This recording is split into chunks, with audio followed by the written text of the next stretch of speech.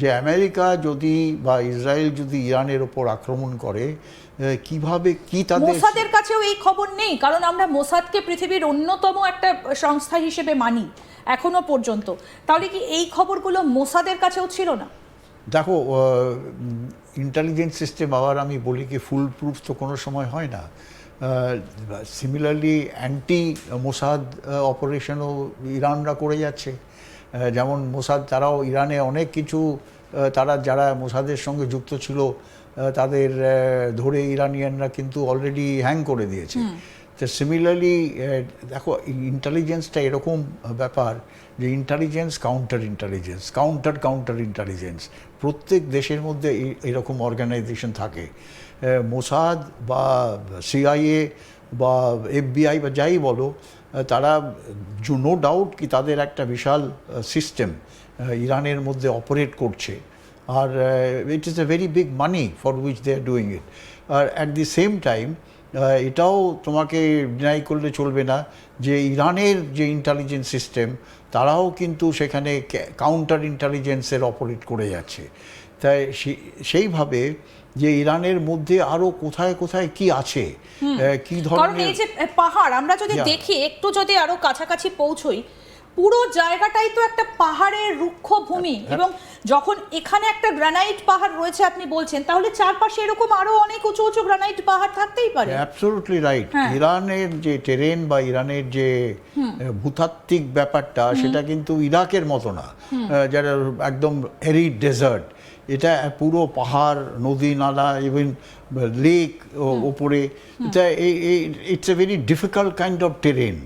আর এরিয়াতে একটা vast area, it is not like Iraq, vast area, যার ফলে অনেক জায়গা আছে সেখানে তুমি এই ধরনের ক্ল্যান্ডেস্টাইন আন্ডারগ্রাউন্ড অ্যাক্টিভিটিস তুমি করতে পারো, যেটা ইরান হয়তো লুকিয়ে রেখে এই কাজগুলো করছে। একদম, আমি একটু যদি সম্ভব হয় আমি একটু ক্লোজে আসতে বলি, এর অবস্থানটা আমি একটু ক্লোজ করে দেখাই স্যার, তাহলে হয়তো অনেকটা যেটা আপনি বলছিলেন যে তলা দিয়ে কোনো পাইপলাইন, আমরা তো দেখতে পাচ্ছি যে নাতানজ এখান থেকে খুব কাছে, ফোর্ডোটাও কিন্তু খুব কাছে। মানে এর অবস্থানটা ফোর্ডো এবং নাতানজের পুরো মাঝখানে। ওপরের দিকটা রয়েছে তেহরান, নিচে রয়েছে বুশের, মানে জায়গাটা একদম পয়েন্টে। মানে আমরা যদি একটু ক্লোজ করি, ক্লোজ করলে বোধহয় বোঝানো সম্ভব হবে। একটু যদি যাই, এই যে এখানে হচ্ছে ফোর্ডো, এখানে হচ্ছে নাতানজ, এখানে হচ্ছে এই কুহই কোলাং, মানে এই যে যে জায়গাটা আমরা দেখাচ্ছিলাম, এই যে এই জায়গাটা পিক এক্স মাউন্টেন, সেটা কিন্তু একদম মাঝখানে, নিচের দিকটা বুশেই, ওপরে তেহরান নিউক্লিয়ার সেন্টার, একেবারে মাঝখানে। তাহলে কি এটা প্রি প্ল্যান্ড ইরান আগে থাকতে করে রেখেছিল? একদম কারেক্ট, ধামাচাপা দিয়ে। তোমার অ্যাপ্রিসিয়েশন একদম কারেক্ট। আর শুধু তাই না, এরকম জায়গা সিলেক্ট করেছে সেখানে এই যে এনরিচড ইউরেনিয়াম যেটা করে রেখেছে অ্যাবাউট 450 কিলোগ্রাম, সেটাকে আমেরিকা অনেক চেষ্টা করেছে কোথায় লুকিয়ে রেখেছে ইরান সেটাকে পাওয়ার জন্য। ইনফ্যাক্ট আমেরিকা হয়তো পরে আমরা দেখব একটা কমান্ডো মিশন সেখানে গ্রাউন্ড অফেন্সিভ হয়তো করতেও পারে যদি তারা। সেই কারণেই কি ইরান গতকাল যে ইউএই যে অ্যাটাক করলো শিপটার উপরে, এবং দুজন ভারতীয় নাবিক তারা জানে শেষ হয়ে গিয়েছেন, আরও কয়েকজন আহত, তারা বলছে যে তারা থামতে বলেছিল, শোনেনি, তাদের কথা শোনেনি, এবং যে কারণে তারা অ্যাটাক করে দিয়েছে ইউএইর ওই শিপটাতে।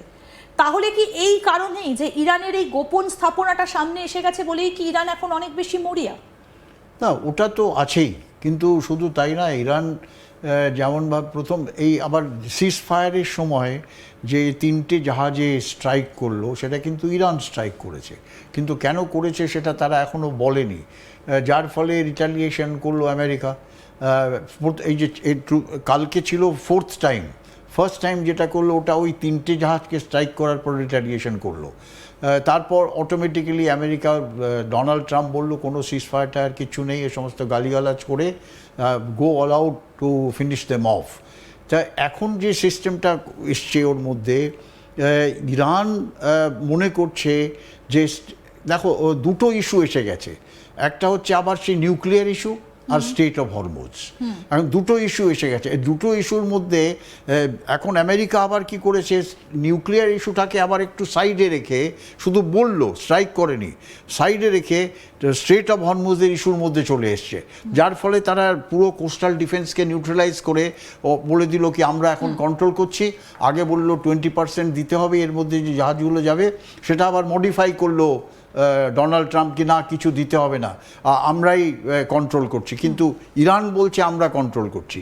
তা এইটা আবার পুরো যে যুদ্ধের যে অবজেক্টিভটা, সেটা আবার আমরা দেখছি শিফট করে চলে গেল টু গালফ স্ট্রেট অফ হরমুজে। তা এটার বিশ্বব্যাপী এর একটা ইম্প্যাক্ট দেখো, নিউক্লিয়ারটা যদিও মারে, নিউক্লিয়ারের ইম্প্যাক্ট হবে কয়েকটা দেশের মধ্যে, কিন্তু স্ট্রেট অফ হরমুজ, যেহেতু স্ট্রেট অফ হরমুজের ওপর এতগুলো দেশের ইকোনমি ডিপেন্ড করছে, এতগুলো দেশের এনার্জি সাপ্লাই ডিপেন্ড করছে, ট্রেড ডিফেন্স করছে, আর শুধু ওই দেশগুলো না, ইভেন মিডল ইস্টের যে কান্ট্রিগুলো, সেইগুলো কিন্তু ওই স্ট্রেট অফ হরমুজের থ্রু দিয়ে ট্রেড করে, তার উপরে ইম্প্যাক্ট হয়েছে। তা এটার যে কিভাবে যে এটা এক্সপ্যান্ড করলো, আমার মনে হয় বিশ্বব্যাপী অত্যন্ত জরুরি এখন এই যেটা এক্সপ্যান্ড করছে বা করলো, সেটাকে যে করে হোক বন্ধ করে দেখো, মিলিটারিলি যদিও আমেরিকা চাইছে যে একটা মিলিটারি ভিক্টরি করে তারা শেষ করে দেবে, কিন্তু সেটা হয় না। মিলিটারি স্ট্রাইকের সঙ্গে সঙ্গে ডিপ্লোম্যাসি ইজ ভেরি ইম্পর্ট্যান্ট, যেটা একটা লং টার্ম এফেক্ট হবে। যে তুমি মিলিটারি হয়তো একটা শর্ট টার্ম এফেক্ট তুমি জিতলে, কিন্তু তার লং টার্ম এফেক্ট তুমি ওই যে বলছি না বারবার যে 90 মিলিয়ন ইরানিয়ানকে তুমি জিততে পারবে না, সেই মনের মধ্যে একটা ওই থাকবে যে আমাদের বোম মেরে আমাদের সারেন্ডার করিয়ে আমেরিকা আমাদের দেশকে ধ্বংস করলো। তো এই যে কনফ্লিক্টটা কিন্তু রিজলভ হবে না, চলতেই থাকবে, যার ফলে অত্যন্ত জরুরি কি ডিপ্লোম্যাটিক একটা মুভ, ম্যাসিভ একটা ডিপ্লোম্যাটিক মুভ, কূটনৈতিক স্তরে আলাপ আলোচনার মাধ্যমে যেটা পাকিস্তান ফেল হয়ে গেছে। Pakistan has failed as a mediator, sir আজকে শেষ প্রশ্ন, যে কে হতে পারে এই মধ্যস্থতাকারীর ভূমিকা, কে নিতে পারে এই মুহূর্তে? দেখো, যেমন কাতারের দিক থেকে একটা মুভমেন্ট হচ্ছে, সিমিলারলি ইসরায়েল, আমেরিকা, ইরান, তিনটে দেশই কিন্তু ভারতবর্ষকে ডিসকার্ড করেনি। তারা চায় ভারতবর্ষ যেভাবে ভারতবর্ষ যে পজিশনটা নিয়েছে এই যুদ্ধের সময়, সেই পজিশনটা অত্যন্ত গুরুত্বপূর্ণ একটা পজিশন নিয়েছে, একটা নিউট্রাল পজিশন। সেই পজিশন হিসেবে Bharatvarsha can B a country যেটা মধ্যস্থতাকারীর ভূমিকাটা ভারত নিতে পারে আপনি মনে করেন? একদম। অর্থাৎ অনেকগুলো প্রশ্ন কিন্তু এর মধ্যে উঠে আসে।